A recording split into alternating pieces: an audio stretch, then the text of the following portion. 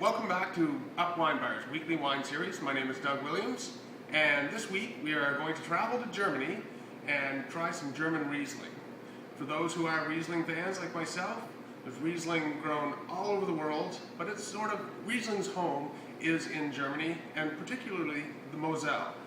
The wine we're going to try today is Lingenfelder Riesling. It is from the Moselle region. It's a little bit off dry. Lots of people, would call it sweet. Some people, have a stereotype of sweet, like it would be a little bit too sweet. This is a little bit off dry though, so it does have residual sweetness, but it does have great acidity, and the acidity is what provides this wine with great balance. So the residual sweetness sort of counteracts the acidity that's natural in this. And if you think of the climate of Germany, Germany is a very cool climate area. Grapes have a tough time ripening there. So a lot of times grapes will be harvested and they'll still have quite a bit of acidity. Even though the fruit is ripe, there's a lot of acidity. So the whole object with German Riesling is about balance. It's about taking that great acidity and balancing it with the right amount of sweetness. Some Rieslings would be a little bit more sweet, some would be a little less sweet, some of them would be completely dry.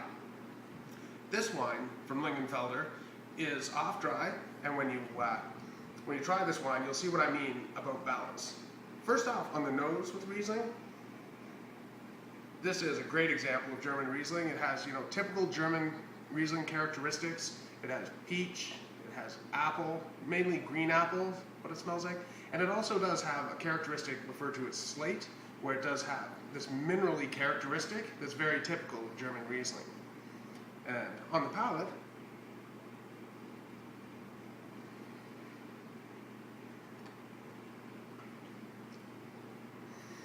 when you try it, first thing you get is the sweetness.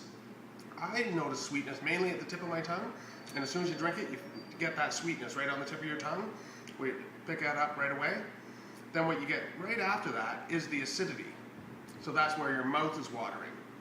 So that is the balance in this wine, is that it has that great acidity to balance off the sweetness. So when you drink it, you get that sweetness, the fruit flavor, and then the acidity almost sort of rinses your mouth out, and that's what sort of refreshes your palate.